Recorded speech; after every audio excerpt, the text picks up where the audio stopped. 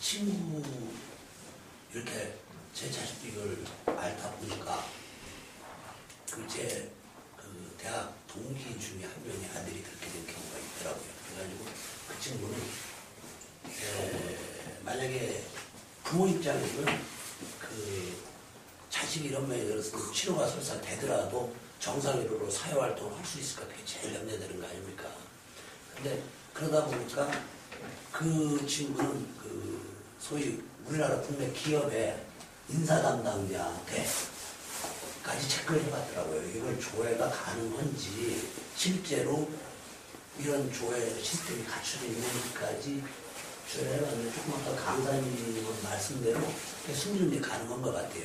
그래가지고 저도 군대 문제 이것 때문에 의사 선생님하고도 한번 상담을 해본 적이 있었는데 지금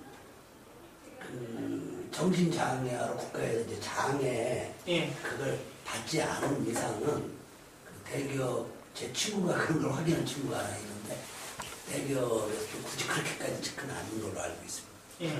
지난번에 교육 받았거든요. 사실은 알려줄 수 없는 내용이래요. 그러나 이제 어떤 범인이 범행을 했을 때 그런 체크는 세밀하게 할 수 있다고 봐요. 그런데 그거를 발표하지 못하게 돼 있다는 거예요. 근데도 한다는 거죠. 그럼 얘기를 더 진행을 해볼게요. 3-4번 보면요.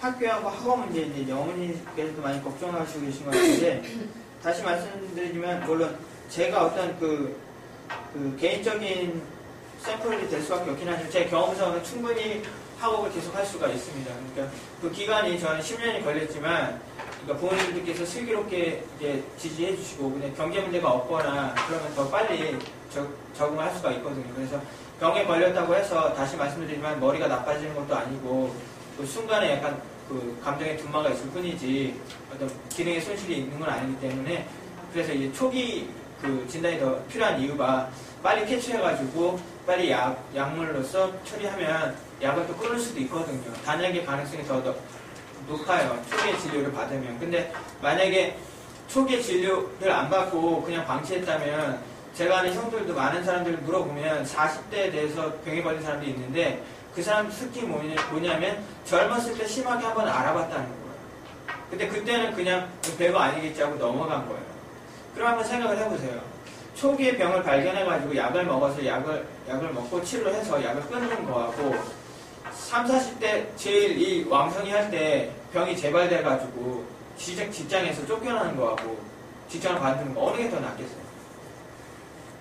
분명한 것은 그러니까 초기에 병을 발견해가지고 치료하는 게 낫지 그거를 방치해가지고 30-40대 한참 일할 때 가족이 있고 직장 있는 그런 나이 때 그걸 다 포기하게 되면 굉장히 힘들거든요. 그러니까 그래서 초기 치료의 중요성이 있는 거고요. 네, 하나 더 말씀드리면 장애인 특별전형이 학교에 있어요. 대학교 같은 경우. 근데 이거 문제는 뭐냐면 장애인 특별전형 같은 경우는 장애인 등록을 해야 돼요.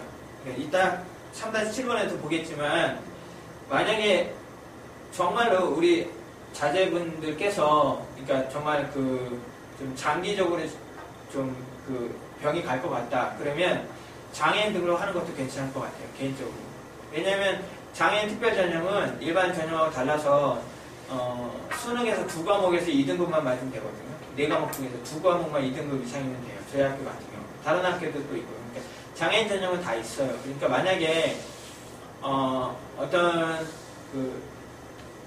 우리 자제분들께서 공부하기 좀 힘들고 집중력이 없다 했을 때 이제 2과목만 열심히 하면 되잖아요. 그러니까 장애인 등록을 해서 장애인 코트로 들어가는 것도 하나의 방법이라고 생각을 해요. 물론 사회에서 장애인이라고 하면 아직까지는 신체장애인만 생각을 하죠.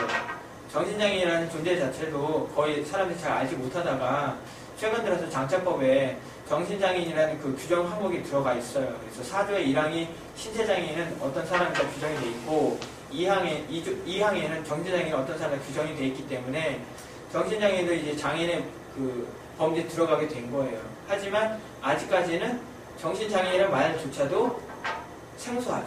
그냥 미친놈, 아니 정신병자, 이런 식으로 통하지, 정신장애인이라고 불러주는 사람도 많이 아직까지 드물긴 한데, 어찌됐든, 자제분들 대학생활 걱정이 되면은, 그러니까 그 장애 등록을 해서 장애 특별점을 받아도 괜찮다는 거. 그다음에 국가에서도 공무원에서 장애인을 뽑고 있어요. 근데 이거는 좀 논란이 있어요. 그러니까 공무원을 과연 정신장애인 할 수 있는 거 그런 거 궁금해하는데 들린 소문에 의하면 정신장애인도 특별전형을 해가지고 공무원 해서 강화돼서 일하고 있다는 얘기도 들었고요. 그러니까 공무원 같은 경우는 그 특별전형 할 수도 있고 그다음에 이거는 물론 그 법으로 뭐 장애인을 몇 프로 의무고용해라 이런 게 있잖아요. 그 의무고용이 그 범위가 아직까지 신체장애인에만 국한이 돼 있는데 우리가 만약에 운동을 열심히 하면은 정신장애인들도 그 쿼터에 들어갈 수 있다는 생각이 들거든요. 그거는 좀 장기적인 그 기대감이 되겠죠. 다음 거 한번 볼게요. 그 다음에 그 3-5번 직업 문제인데요. 직업 문제하고 그 결혼 문제하고 한번 같이 보면 좋을 것 같아요. 그래서 직업 문제도 학교 문제와 똑같이 조기 치료를 해야지 직장을 갈 수가 있거든요. 만약에 중도에 학교를 포기해버리면 뭐 아직까지는 뭐 학벌이 빼지는 사회라고 하지만 아직까지는 졸업장이 필요한 사회이기 때문에 몇 년이 걸리더라도 부모님들께서 포기하지 말고 대학을 졸업할 수 있게 이렇게 해주셨으면 좋겠어요. 아니 근데 저희 예. 애가 이제 다시 지금 직장을 다니는데요. 예. 그런 문제가 있는 것 같아요. 제가 아까 왜 기능이 좀 떨어지냐. 예.